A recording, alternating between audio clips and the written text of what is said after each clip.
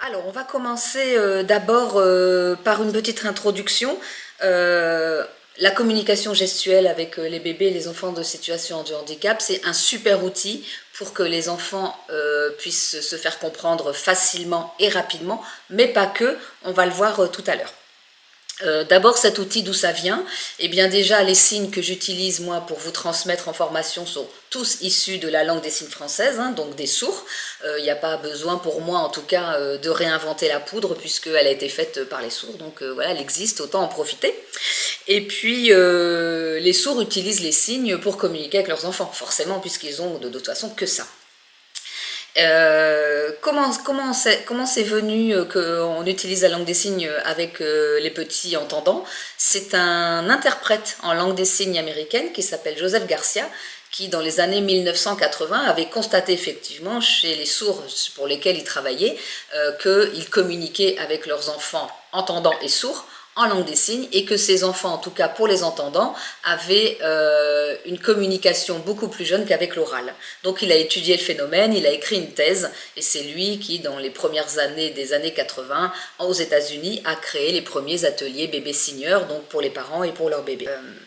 À l'instar de Joseph Garcia, j'ai également étudié des enfants pendant 3 ans qui signent en crèche, dans 2 crèches que j'avais formées, pour constater aussi comment les enfants apprenaient les signes, les restituer et ensuite les abandonner avec l'avantage de la langue orale.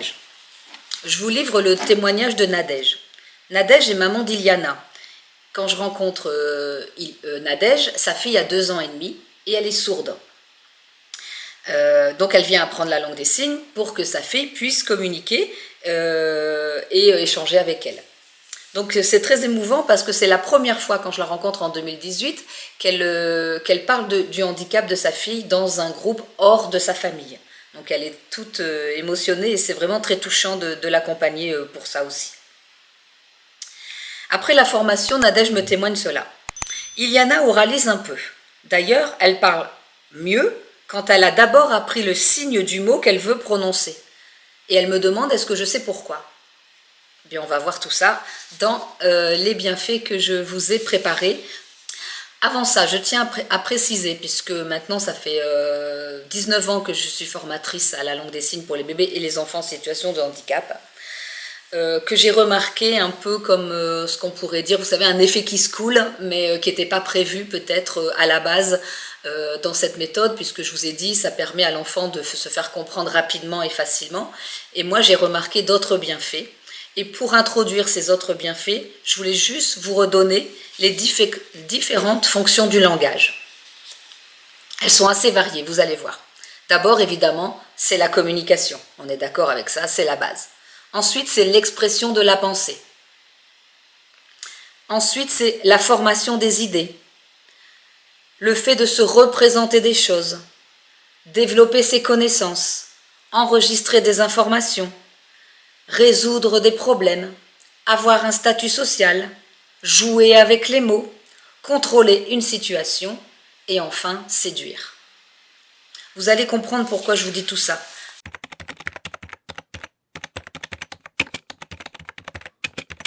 Diminution de la frustration. Pourquoi? Parce qu'il se sent compris facilement et rapidement. Il développe sa confiance en lui et la joie de se faire comprendre, donc l'estime de lui-même. Des liens d'attachement et d'appartenance avec les adultes qui s'occupent de lui sont plus forts. L'enfant développe sa concentration. Il écoute plus les informations et les consignes des adultes quand ils sont à la fois parlés et signés. C'est aussi valable pour les enfants qui ont un trouble autistique. Il mémorise mieux les mots oralisés et enrichit son vocabulaire. Pourquoi il mémorise mieux? Parce que quand on fait un signe pour poule et un signe pour boule, eh bien comme c'est des sons qui sont proches phonétiquement, les mots sont proches phonétiquement, poule et boule, eh bien il peut plus vite faire la différence. d'enrichir le vocabulaire et de mieux comprendre ce que les adultes disent. Évidemment, les signes accompagnent avantageusement l'émergence de l'oral. Par exemple, moi, ma fille, quand elle était petite, elle voulait que j'appelle la mère de sa copine. Et la mère de sa copine s'appelait Sarah. Et elle avait un nom-signe, comme chez les sourds, puisqu'elle avait appris la langue des signes pour sa fille qui était sourde aussi. Et du coup, le nom-signe de Sarah, c'était ça. Ça, c'est le S de l'alphabet. Et c'était en avant, deux bras en avant. Et du coup, ma fille, qui était toute petite, elle me demande d'appeler Ara. Et moi, je ne comprenais pas ce qu'elle voulait. Elle était toute petite, elle avait 16-18 mois. Hein. Et je lui dis, mais je ne comprends pas, Clémence, qu'est-ce que tu vas lui dire? Mais si, maman, Sarah. Et là, en faisant le signe de Sarah, Clémence a bien émis le son S de Sarah. Donc je me suis dit à l'époque, ben, c'est pas mal, ça aide vraiment les enfants enfin en tout cas ma fille, ça l'aidait à mieux prononcer les mots. Donc c'est pour ça qu'après, quand j'ai eu le temps et la disponibilité professionnelle, j'ai voulu étudier tout ça pour savoir si c'était que Clémence ou si c'était plusieurs enfants. Donc je vous rassure, hein, c'est bien beaucoup d'enfants qui font ça. Ensuite, un des bienfaits aussi pour les enfants, qui n'est pas lié directement au langage oral, mais ça développe la coordination des mouvements et la motricité fine. Donc la motricité fine avec les mains, la coordination des mouvements, puisqu'il faut placer les signes soit sur le visage, soit sur le torse, soit devant soi. Alors évidemment, pour les enfants, le plus simple, c'est devant soi, puisqu'on n'a pas à chercher l'endroit du visage pour le faire. Souvent, on me dit en formation que les enfants font s'il te plaît comme ça, finis un peu comme ça, enfin voilà. Ils déforment les signes, mais à petit, en grandissant, ça va s'affiner, donc pas d'inquiétude, c'est comme le langage. On ne leur demande pas la perfection pour se faire comprendre, et de toute façon, suivant le contexte aussi, vous pouvez mieux comprendre un enfant qui signe mal qu'un enfant qui parle mal, ou qui crie, qui pleure, ou qui se met en colère. Et il faut savoir que l'utilisation de la langue des signes avec les enfants va au-delà de quelques signes autour des besoins physiologiques. Évidemment, c'est la base et c'est bien de les utiliser au départ comme ça, mais n'attendez pas pour varier les vocabulaires et du coup donner plus de vocabulaire à l'enfant pour que lui puisse exprimer d'autres choses. Il peut exprimer évidemment ses émotions, on commence à beaucoup en parler depuis quelques années, les besoins physiologiques, voilà, ok, les émotions, ok, et puis après il y a tout ce qui entoure l'enfant, autour de comment il voit le monde, de qu'est-ce qu'il perçoit du monde, de ce qu'il a pu observer dans un petit coin de la pièce ou du jardin et qu'il a envie de partager avec vous. Donc ça, c'est important de donner des mots autour de la nature, autour des animaux, autour des objets de la maison, des pièces de la maison, enfin, pour varier son vocabulaire et que lui puisse exprimer des choses sur ce qu'il aurait besoin de ne pas être frustré. Mais ça, comme on n'est pas dans sa tête, eh bien, il faut varier les vocabulaires pour que lui, il ait le plus d'outils possibles s'il a envie de les utiliser. Avec les signes, par exemple, les enfants peuvent parler des choses ou des gens ou des animaux qui sont absents. Alors qu'avec le langage oral, il faut attendre qu'ils soient plus âgés pour arriver à cette expression-là.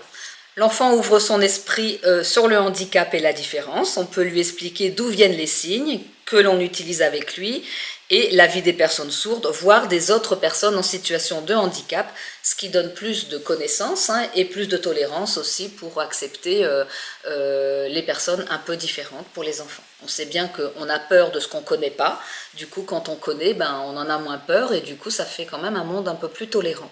Ma fille par exemple, quand elle était petite, comme on brassait beaucoup dans le monde du handicap par rapport à mon travail, et surtout avec des sourds, du coup j'ai eu des amis sourds, ou des parents comme Sarah qui avait sa fille sourde, Clémence, c'était pas un problème pour elle d'aller vers les personnes en situation de handicap. Les signes aident les enfants aussi allophones. Est-ce que ça parle à tout le monde, le terme allophone? Il faut que j'explique? Non, oui, ok. Alors, allophone, pour celles qui ne connaissent pas, c'est des personnes qui arrivent de l'étranger et qui n'ont pas la langue du pays dans laquelle ils arrivent. Par exemple, des immigrés qui viendraient habiter en France et qui ne parlent pas français. On appelle ça allophone. Donc ça a des avantages aussi de signer avec les enfants allophones dans les crèches et chez les nounous, parce que du coup ça permet de se faire comprendre, puisque la langue des signes est plutôt assez universel, on va dire, hein, pour manger, boire, dormir, la maison, pour des choses comme ça. Et du coup, l'enfant peut aussi apprendre rapidement quelques signes pour se faire comprendre et vous comprendre. Pareil pour ses parents qui sont aussi certainement allophones dans la plupart des cas, ça permet aussi de faire des relèves avec quelques signes simples. J'avais formé un jardin d'enfants à côté de Saint-Étienne et ils avaient mis en place un petit livret avec des signes pour une maman allophone, mais comme elle était vietnamienne, ils avaient mis le mot en vietnamien et pas en français dessous. Donc il y avait le signe en langue des signes française et le mot en vietnamien pour qu'elle puisse le comprendre et elle aussi échanger et comprendre les relèves qui étaient faites pour son enfant qui était gardé dans ce jardin d'enfants. Le nombre de partenaires de communication augmente. Par exemple, si plusieurs enfants utilisent les signes, un enfant aphasique qui était tout seul avant à connaître quelques signes dans la crèche, eh ben, pourra se sociabiliser plus rapidement. J'ai eu le cas dans une crèche où il y avait un enfant comme ça qui était en situation de handicap, donc aphasique mais pas sourd.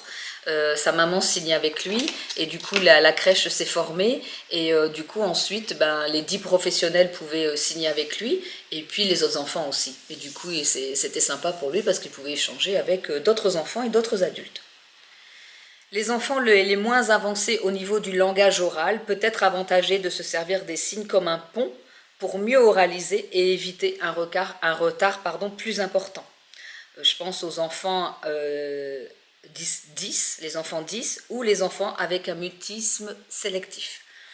De passer d'abord par le signe avant de passer par l'oral, comme j'ai dit tout à l'heure, comme ça les aide au niveau de la mémoire, au niveau de la segmentation des mots, ou de la différenciation des mots qui se ressemblent comme poule et boule, que je vous ai donné un exemple tout à l'heure, eh bien ça leur permet de rentrer dans la communication orale avec cette aide des signes, et d'ailleurs les orthophonistes l'utilisent aussi dans ce sens-là.